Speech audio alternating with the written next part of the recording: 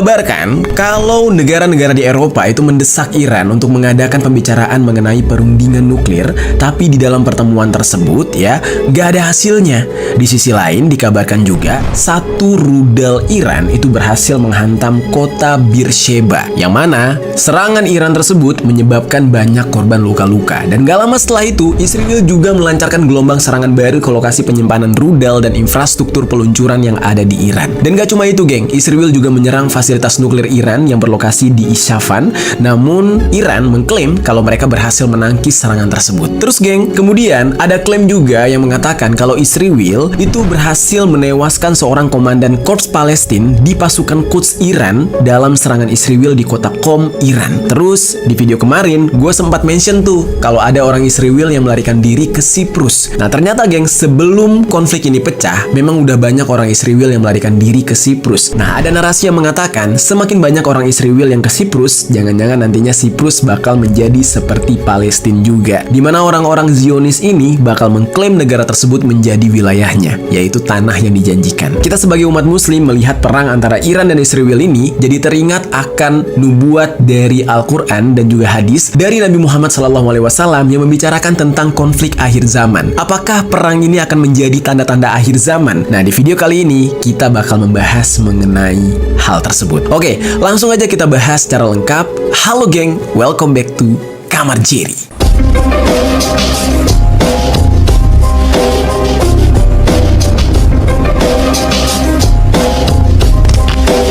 Geng. Oke, kita langsung masuk ke dalam pembahasan pertama nih geng. Ketika perang Iran ini ternyata sudah diceritakan di dalam Al-Quran dan hadis. Wah, gila. Israel dan Iran berperang ternyata sudah ada di dalam Al-Quran dan hadis. Sekarang kita bahas.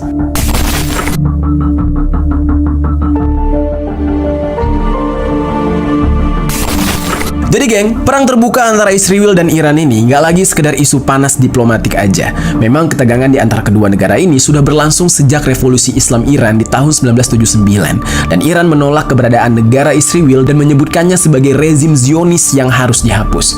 Sementara Israel memandang Iran sebagai ancaman eksistensial, terutama karena program nuklirnya dan jaringan proksi yang tersebar di Lebanon, Gaza, Suriah, dan Yaman. Nah maksud jaringan proksinya itu tentara-tentara bayarannya yang disokong atau disupport oleh Iran itu banyak banget tersebar di Gaza, Lebanon, Suriah, Yaman.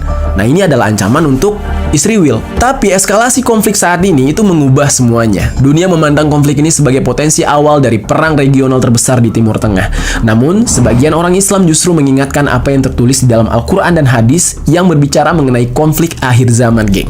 Jadi, geng, orang Islam yang mengikuti konflik ini, ya, jadi teringat apa yang ada di surah Al-Isra ayat 4-7 yang menyebutkan bahwa Bani Israel akan membuat 2 kali kerusakan besar di muka bumi ini. Di dalam ayat 4 itu berbunyi yang artinya, sesungguhnya kamu akan membuat kerusakan di muka bumi 2 kali dan kamu akan menyombongkan diri dengan kesombongan yang besar.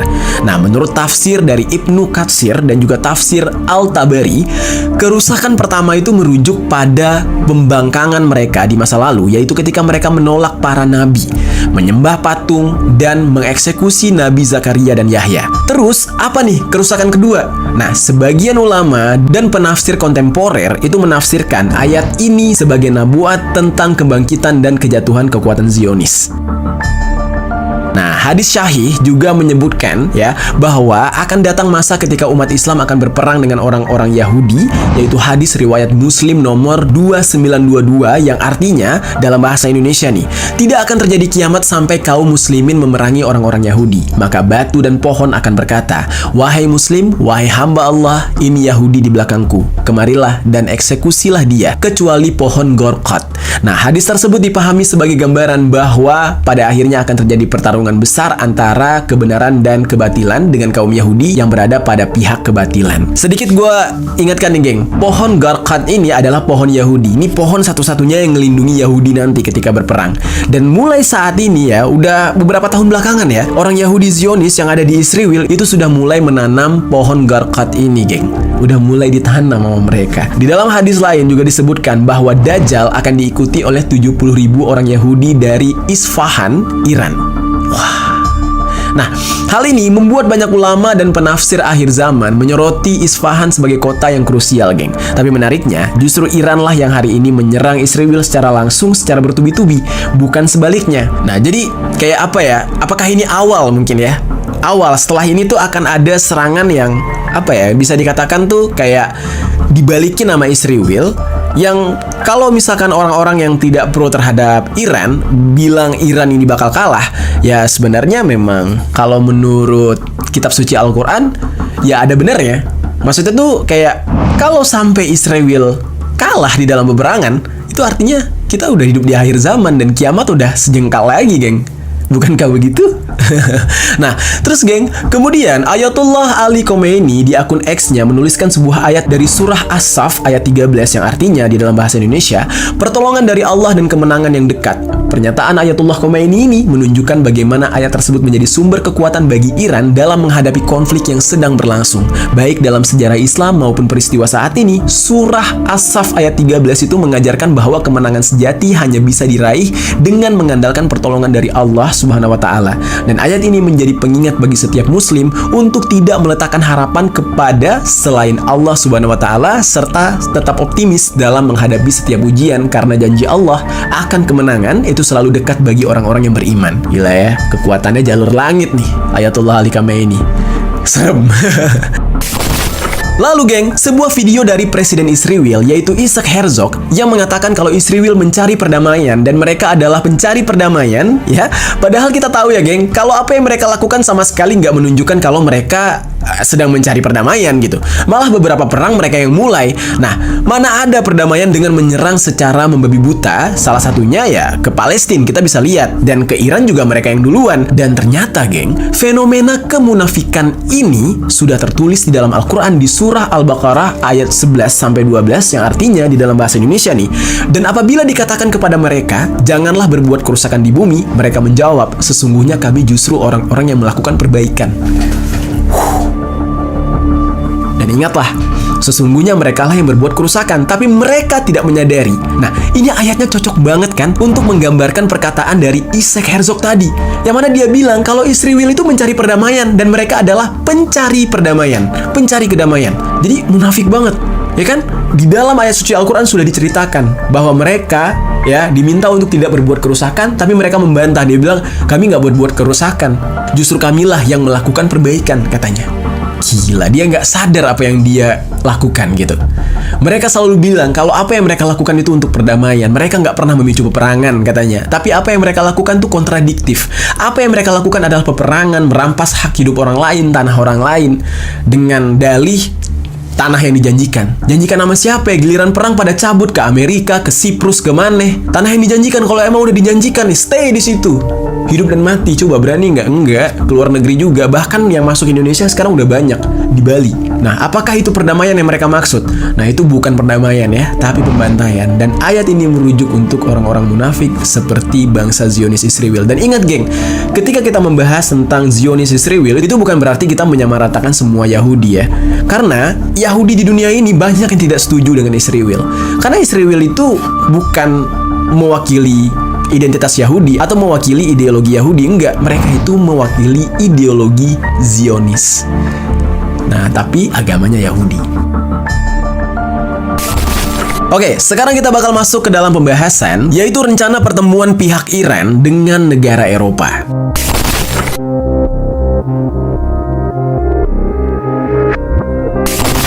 Jadi geng, Uni Eropa dan 3 negara Eropa itu bakal mengadakan pembicaraan mengenai Menteri Luar Negeri Iran, yaitu Abbas Araghchi, di kota Jenewa, Swiss. Informasi ini didapatkan dari sumber-sumber yang dekat dengan Uni Eropa, dengan mengatakan Kepala Kebijakan Luar Negeri Uni Eropa yang bernama Kaja Kallas, serta Menteri Luar Negeri Prancis yang bernama Jean-Noël Barrot, serta Menteri Luar Negeri Jerman yang bernama Johann Wadephul, dan Menteri Luar Negeri Inggris yang bernama David Lammy itu bakal bertemu dengan Araghchi ini. Nah, sebelumnya Lemmy ini sudah bertemu dengan Marco Rubio, yaitu Menteri Luar Negeri Amerika dan utusan Timur Tengah yang bernama Steve Witkoff di Gedung Putih Amerika pada hari Kamis. Nah, sumber-sumber tersebut itu mengatakan perkembangan terkini seputar Iran diperkirakan akan menjadi topik pembahasan mereka. Disebutkan juga kalau Eropa bermaksud untuk membujuk Iran agar kembali berunding mengenai program nuklir mereka. Jadi sekarang negara barat ini takut banget sama program nuklirnya Iran ini, geng. Yang mana ya, perundingan nuklir Iran ini yang sedang dilakukan oleh Amerika, tapi sayangnya terhenti karena pecahnya konflik dengan Israel. Jadi ibaratnya nih ya,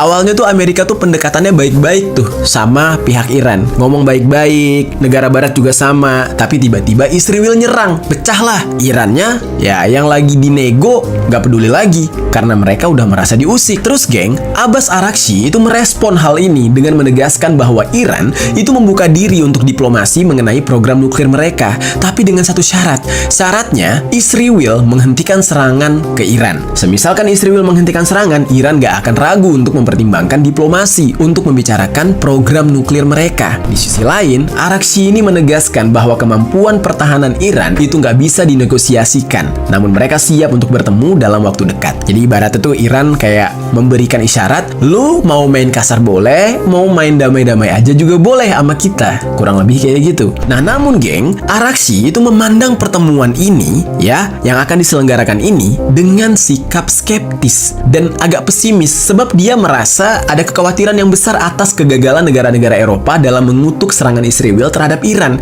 yang terjadi sejak tanggal 13 Juni kemarin. Jadi kurang lebih tuh kayak dia curiga aja gitu. Ah, lu ngajak ketemu gua, rayu-rayu gua, paling nanti lu tetap bela Israel, paling lu tetap condong ke Israel, guanya cuma dapat gak enaknya doang. Nah, itu yang difikirkan oleh pihak Iran. Dan dikabarkan pertemuan di Jenewa ini berlangsung hampir 4 jam, yang mana itu lebih lama dari yang sudah dijadwalkan. Dan setelah pertemuan, Barrot selaku Menteri Luar Negeri Prancis itu bilang akan ada pembicaraan lebih lanjut mengenai hal ini karena masalah program nuklir Iran itu nggak bisa diselesaikan dengan cara militer aja. Barrot menambahkan bahwa Araghchi sudah menyatakan kesediaannya untuk melanjutkan diskusi mengenai program nuklir dan secara lebih luas mengenai semua isu. Oleh karena itu, pihaknya berharap Iran terus berkomitmen untuk melanjutkan diskusi, termasuk berdiskusi dengan Amerika agar mencapai penyelesaian. Sementara Lemmy, selaku Menteri Luar Negeri Inggris, itu bilang negara-negara Eropa sangat ingin melanjutkan perundingan dengan Iran. Hal ini dikarenakan, ya, ini adalah momen yang berbahaya dan sangat penting bagi mereka agar tidak terjadi eskalasi regional yang disebabkan karena konflik ini. Saat berpidato di Dewan HAM PBB yang ada di Jenewa sehari sebelumnya, Araghchi mengatakan serangan Israel selama beberapa hari sebelum perundingan dengan Amerika itu adalah bentuk dari pengkhianatan terhadap upaya diplomatik.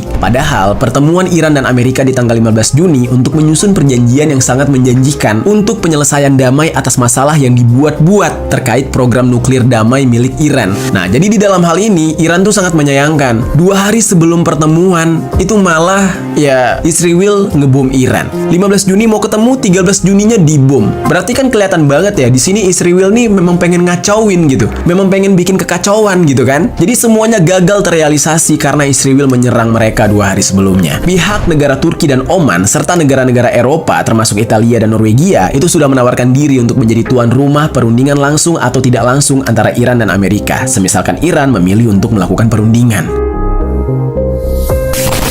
Dari informasi yang disampaikan oleh Menteri Luar Negeri Italia, Rubio sempat berbicara kepada dia di hari Kamis bahwa Amerika siap untuk perundingan langsung dengan mitra-mitra Iran. Nah, seorang diplomat Prancis juga mengatakan bahwa Rubio juga sudah menyampaikan pesan yang sama kepada Barrot, yang mana Menteri Luar Negeri Amerika dan Menteri Luar Negeri Prancis itu diharapkan bakal berbicara lagi setelah pertemuan di Jenewa ini, geng. Nah, meskipun sepertinya Iran sudah menunjukkan persetujuan mereka untuk penyelesaian diplomatik seperti yang diharapkan oleh para pemimpin dunia. Nah, halangan terbesarnya justru muncul dari Israel nih, ya. Israel yang bikin kacau. Panglima militer Israel yang bernama Eyal Zamir memperingatkan bahwa Israel harus bersiap menghadapi kampanye berkepanjangan dengan Iran. Nah, Netanyahu sebelumnya mengatakan bahwa pergantian rezim di Iran bukanlah salah satu tujuan dari konflik ini, melainkan mereka ingin menghancurkan program nuklir Iran sehingga mereka tidak bisa memperoleh senjata nuklir apapun. Padahal nih ya, Netanyahu tuh benci banget sama Khomeini, ya kan, pemimpin Iran. Tapi menurut pengakuan dia, tujuan perang ini bukan untuk menghabisi Khomeini terus mengganti rezim yang ada di Iran, tapi dia cuma pengen ya Iran itu nggak punya nuklir gitu. Padahal ya ada ya aksi terselubung lah gitu. Ya sebenarnya tujuannya juga pengen menghancurkan rezim, tapi mereka nggak mau ngaku aja. Terus geng, Israel Katz selaku Menteri Pertahanan Israel juga menyuarakan hal yang sama. Tapi dia juga bilang bahwa pergantian rezim bisa menjadi bagian dari ini. Tuh kan? Awalnya nggak ngaku, ya. Bilangnya cuma pengen hancurin nuklir. Padahal mah ya pengen ngeganti rezim dari Iran supaya rezim yang berganti nanti kembali memihak kepada mereka kayak Pahlavi dulu. Di sini Israel berkomitmen berapapun lamanya waktu yang dibutuhkan untuk menyerang Iran, itulah waktu yang mereka akan lalui untuk melanjutkan serangan. Mereka percaya diri kalau mereka memiliki tenaga dan kemampuan militer yang baik dalam menyerang maupun bertahan melawan Iran. Nah cuma geng, kalau kita lihat realitanya, Israel sebenarnya tinggal menunggu waktu aja untuk kewalahan dan akhirnya menyerah karena udah ya kehabisan akal untuk menyerang Iran dengan kapasitas rudal yang semakin menipis.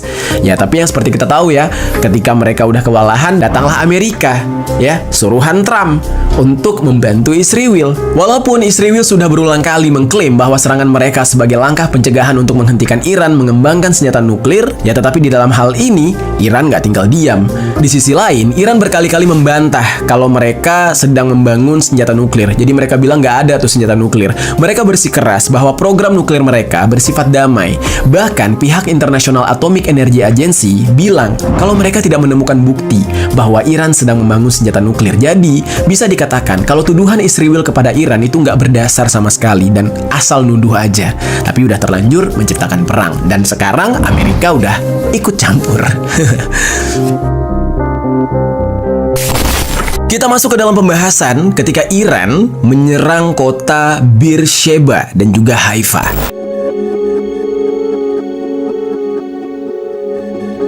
Nah, jadi geng, pada hari Jumat tanggal 20 Juni, dini hari, satu rudal Iran itu menghantam kota Beersheba namanya. Rudal tersebut menghantam tanpa intersepsi.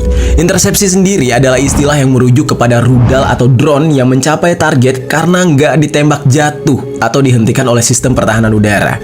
Lagi-lagi ya, bisa ditembus. Entah memang Israel yang membiarkan rudal tersebut masuk ke wilayah mereka atau justru rudal ini nggak terdeteksi sehingga lolos dari radar milik Israel sehingga Iron Dome dan juga ya pelindung serangan udara lain yang ada di Israel itu tidak bisa menghalangi rudal tersebut. Nah tapi geng, kalau menurut pejabat militer Israel, sistem pertahanan udara mereka sebenarnya gagal mencegat rudal tersebut. Tapi insiden ini masih dalam penyelidikan. Apakah sistem mereka yang error atau karena rudalnya yang canggih? Nah sampai Israel aja bingung nih sama apa yang dimiliki oleh Iran saat ini. Another place that was got hit by a missile, 6 building behind me got hit. Now MD-18 are searching each apartment to see. Radio Angkatan Darat Israel itu mengkonfirmasi Iran cuma meluncurkan satu rudal dan menurut sumber-sumber dari Iran, rudal tersebut menargetkan pusat operasi militer dan cyber yang aktif, yaitu Taman Teknologi Gav-Yam Negev. Nah, satu rudal bisa tembus. Kalau kemarin kan kita bicara ratusan rudal atau puluhan rudal lah yang dilepas. Nah, beberapa tembus. Nah, tapi ini satu rudal doang, nggak bisa dihalangi. Langsung masuk dan pihak Israel bingung. Ini karena error kah atau justru rudalnya canggih banget? Nah, militer Israel itu mengakui rudal tersebut membawa hulu ledak yang diperkirakan berbobot lebih dari 300 kg dan mendarat langsung di Beersheba. Setelah rudal itu mendarat di sebuah bangunan parkir, ya, kebakaran langsung terjadi di sana, geng, karena di sana terdapat banyak kendaraan. Tim darurat langsung dikirim ke lokasi dan polisi Beersheba itu melaporkan semua penduduk yang terjebak di dalam gedung itu terkena dampak dan semua mereka dievakuasi. Nah, banyak yang selamat memang di dalam kejadian ini. Dan dikabarkan 7 orang mengalami luka-luka sementara 30 orang lain itu mengalami shock atau ya kaget gitu. Nah, stasiun kereta api yang dekat dengan lokasi tersebut juga sampai ditutup dan beberapa unit pemukiman juga dikabarkan mengalami kerusakan akibat kejadian ini. Terus geng, Nggak sampai di situ aja, Iran kembali melancarkan serangannya lagi di hari Sabtu tanggal 21 Juni, yang mana Iran di saat itu meluncurkan rudal ke kota pelabuhan Haifa dan menghantam sebuah area yang dekat dengan dermaga. Dampak dari serangan tersebut membuat kerusakan di sebuah bangunan dan memecahkan kaca-kaca jendela di sana. Puing-puing juga berserakan di area tersebut. Nah, Kementerian Luar Negeri Israel itu melaporkan bahwa serangan rudal Iran ini juga menghantam area di samping sebuah masjid yang bernama Masjid Al-Jarina yang ada di wilayah tersebut. Sedikitnya ada 19 orang yang mengalami luka-luka atas serangan ini, dan lokasi yang dihantam oleh serangan rudal Iran ini tunduk pada aturan sensor militer yang ketat dan gak selalu diungkapkan secara detail kepada publik mengenai apa yang terjadi di sana. Nah, Haifa ini bukanlah sebuah kota biasa, geng. Yang mana kota ini adalah kota terbesar ketiga di Israel yang menjadi pusat industri, pelabuhan terbesar juga di sana, dan tempat bagi kilang minyak terbesar di negara tersebut. Nah, kilang minyak di Haifa ini itu punya kapasitas produksi sekitar 197.000 barel per hari, sehingga bisa memenuhi sebagian besar kebutuhan energi domestik Israel. Fasilitas ini menjadi pusat distribusi minyak dan gas serta memiliki terminal pengiriman minyak mentah dan produk olahan. Iran di saat itu menargetkan Haifa supaya bisa melemahkan ekonomi serta infrastruktur reproduksi Israel. Semisalkan Israel nggak bisa lagi memproduksi minyak mereka, maka mereka bakal kesulitan untuk menambah kas negara mereka yang akan dipergunakan untuk kebutuhan perang. Sementara itu, Yona Yahav, wali kota dari Haifa, itu mengeluarkan pernyataan setelah wilayahnya menjadi sasaran dari Iran. Selama dia hidup, dia bilang Yahav ini sudah menyaksikan perang sebanyak 10 kali, sehingga dia mendesak agar Israel dan Iran bisa mencari solusi dan perdamaian bisa segera disepakati lah. Yahav juga berkomentar mengenai tenggat waktu yang diberikan oleh Donald Trump untuk memutuskan apakah akan ikut ke dalam perang ini atau enggak. Nah, dan di saat itu Donald Trump kan mengatakan keputusannya bakal diumumkan 2 minggu ke depan. Tapi pada kenyataannya hari ini kita udah lihat sendiri. Bukan 2 minggu, tapi 2 hari kemudian Donald Trump malah langsung membombardir Iran. Dia ikut ke dalam perang ini. Nah, pada awalnya Yahav ini mengatakan waktu yang diberikan oleh Donald Trump itu terlalu lama. Padahal di sisi lain warga Israel yang membutuhkan jaminan keamanan tuh butuhnya sekarang. Nah, tapi akhirnya sekarang udah terjawab Amerika menyerang Iran, membantu Israel. Terus geng, sirena di Israel itu juga dibunyikan sebagai peringatan bagi warga Israel untuk segera mengungsi atau melarikan diri dari sana. Nah, ada satu video di TikTok dengan narasi kalau sirene yang ada di kota Tel Aviv sudah diretas oleh hacker asal Iran. Nah, sirenenya malah diganti dengan soundtrack SpongeBob. Kalian bisa lihat nih videonya. Ini gue nggak tahu apakah ini rekaman asli atau bikinan netizen, tapi kalau beneran ini lucu banget, geng.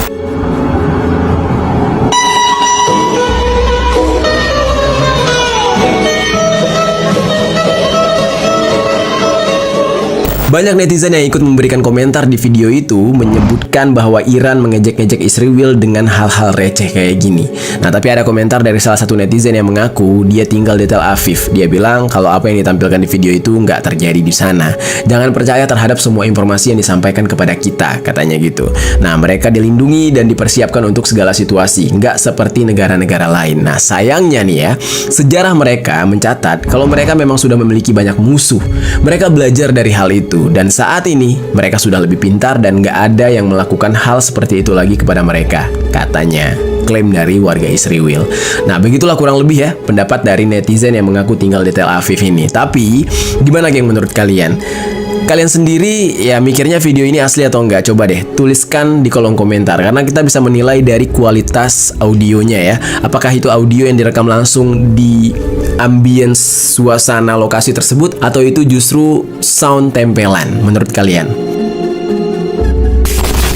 Oke, sekarang kita lanjut ke pembahasan berikutnya mengenai serangan dari Israel ke Iran nih. Kalau tadi kan Iran ke Israel, nah Israel bales nih ke Iran, yang mana ini menghantam kota Qom dan fasilitas nuklir yang ada di Isfahan. Nah, dalam serangan ke kota Qom ini, Israel mengklaim kalau mereka berhasil menghilangkan nyawa seseorang yang menurut Israel bertanggung jawab dalam membiayai Mamas, katanya. Jadi orang ini nih yang ngasih-ngasih duit buat kelompok Mamas di Gaza. Sekarang kita bahas.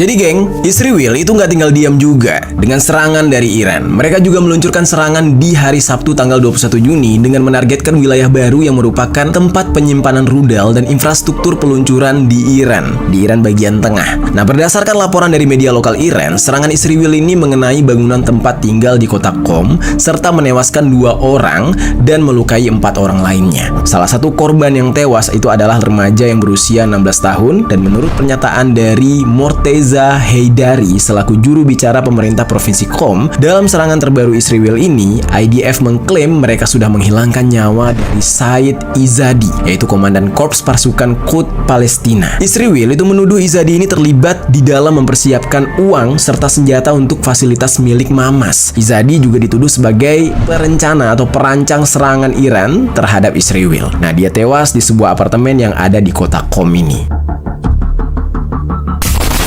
Jadi geng, berdasarkan informasi yang gue dapatkan ya, Izadi ini memiliki peran sebagai seorang yang berhubungan dengan kelompok pemberontak yang ada di Palestina, khususnya Hamas dan juga Palestinian Islamic Jihad atau PIJ, yang mana mereka ini menyerang Israel. Izadi juga diklaim memimpin upaya penyelundupan senjata dan melatih kelompok senjata yang ada di Gaza dan di West Bank. Dan dia juga membantu memperkuat koordinasi antara kelompok senjata di Palestina dan Hizbullah serta bekas dari rezim Al-Assad di Suriah. Nah, menurut IDF ya, Izadi ini memiliki rencana bertahap untuk menghancurkan Israel. Tahap pertama melalui serangan rudal dan roket dari Iran serta sekutunya. Nah, lalu tahap kedua dengan penyusupan massal puluhan ribu IDF juga mengklaim sudah berhasil menewaskan Benham Shahriyari yang berperan sebagai komandan unit transfer senjata pasukan Quds yang ada di IRGC. Nah, dia tewas di dalam serangan IDF di Iran bagian barat dan Shahriyari ini disebut-sebut bertanggung jawab atas pengiriman persenjataan dari Iran ke proksi di seluruh wilayah Timur Tengah. IDF mengunggah video dari citra satelit ketika sebuah mobil yang disebut ditumpangi oleh Shahriyari diroket atau ditembak oleh tentara militer Israel dari udara. Lalu Israel juga menyerang fasilitas nuklir yang ada di Isfahan di hari yang sama. Serangan ini terjadi di waktu dini hari.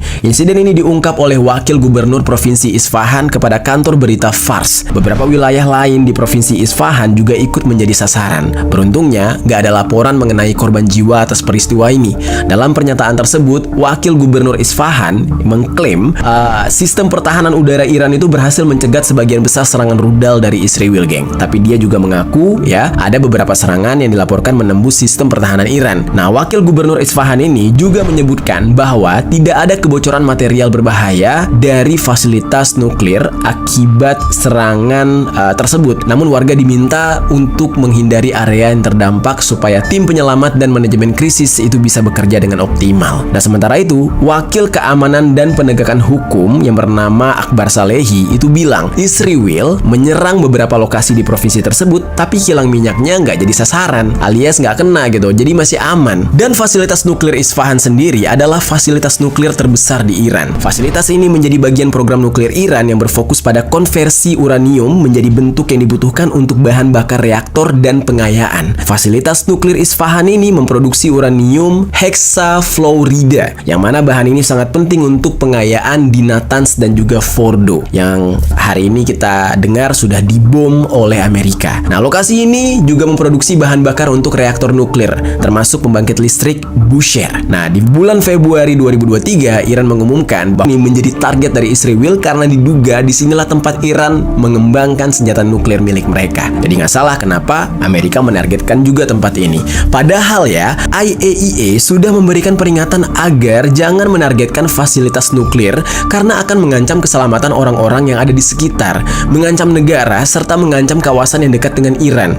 Karena kalau itu nuklir dibom, ya akhirnya bukan Iran yang melepaskan nuklir itu untuk berperang, ya malah Israel yang menyebabkan itu nuklir akhirnya mencemari gitu kan, radiasinya makin gila. Bahkan Israel sendiri yang dekat dari Iran bisa kena. Nah, tapi masih aja ya Israel ini ngeyel. Mereka menargetkan fasilitas nuklir tersebut. Beruntungnya nggak ada kebocoran di sana. Kalau sampai bocor, yang bakal kena radiasinya nggak cuma Iran, tapi juga negara-negara lain di sekitar Iran akan terkena imbas. Apakah Israel bakal bertanggung jawab kalau terjadi hal seperti itu? Ya gue rasa sih enggak ya. Yang udah-udah sih enggak gitu. Israel bukanlah negara yang mau mengakui kesalahannya. Oke, di video kemarin, gue sempat membahas mengenai orang-orang Israel yang akhirnya bermigrasi atau pindah ke Siprus untuk melarikan diri. Tapi ternyata, geng, sebelum konflik antara Iran dan Israel yang pecah, ya sudah banyak nih orang-orang Israel yang akhirnya pindah ke sana. Kenapa mereka memilih Siprus dan apakah nantinya mereka akan mengakui Siprus sebagai tanah yang dijanjikan selanjutnya? Kayak yang udah-udah, ya kan? Setelah mereka nggak berhasil menguasai Palestina sepenuhnya, akhirnya ya mereka punya tanah yang baru. Nanti bilangnya itu tanah yang dijanjikan juga gitu. Nah, sekarang kita bakal bahas migrasi orang Israel ke Siprus.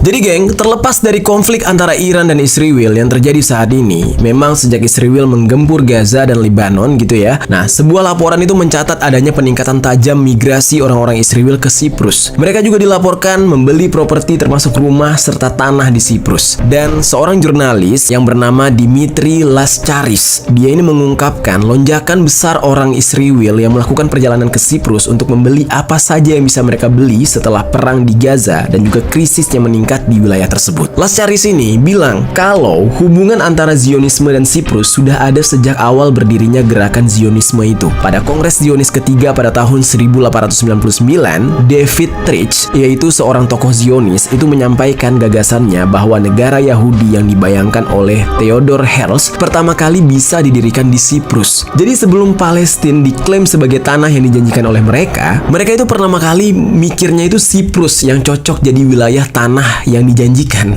Nah, direvisi lah tuh, tiba-tiba jadi ke Palestina.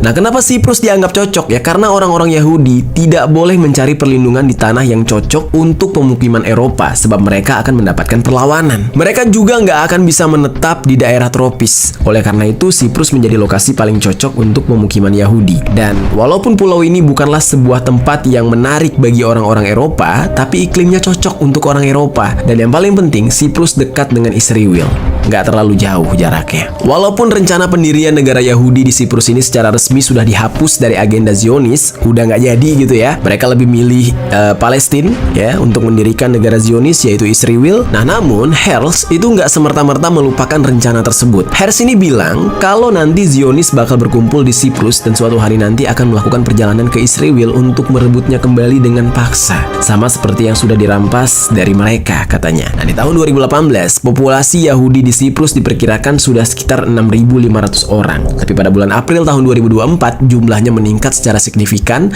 dan sudah mencapai 12.000 orang. Setiap tahunnya ada 3.000 orang Israel yang setiap tahunnya pindah ke sana.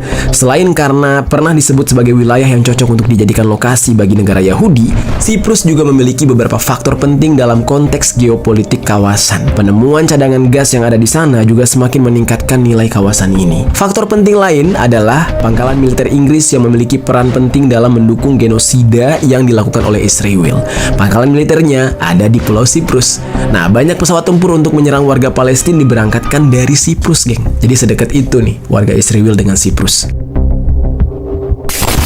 Dengan banyaknya warga Israel atau orang Israel yang di saat ini pergi ke Siprus, ditambah dengan konflik yang sedang berlangsung di Iran, membuat adanya aktivitas pendudukan terselubung yang dilakukan oleh orang Israel di Siprus. Agar bisa menetap di sana, orang Israel melakukan berbagai cara, geng. Di Siprus ada sebuah hukum nih yang menyatakan perusahaan asing hanya bisa membeli tanah hingga 500 meter persegi. Nah, tapi jika saham perusahaan tersebut dimiliki oleh orang Siprus, maka perusahaan ini bisa melewati batas tersebut dan mendapatkan tanah yang lebih luas. Nah, celah inilah yang digunakan oleh orang Israel. Mereka mendaftarkan perusahaan mereka sebagai entitas dari Siprus Utara agar bisa mengaburkan identitas asli mereka yang sebenarnya berasal dari Israel. Dan hal ini juga menjadi cara agar mempersulit pemerintah untuk melacak luasnya tanah yang sudah dibeli oleh orang Israel di Siprus. Apa yang terjadi di Siprus ini? Ya, sama seperti yang terjadi di Palestina. Saat itu, orang Yahudi Zionis itu datang ke Palestina untuk mencari suaka karena mereka dihabisi atau ya dibunuhlah di Eropa.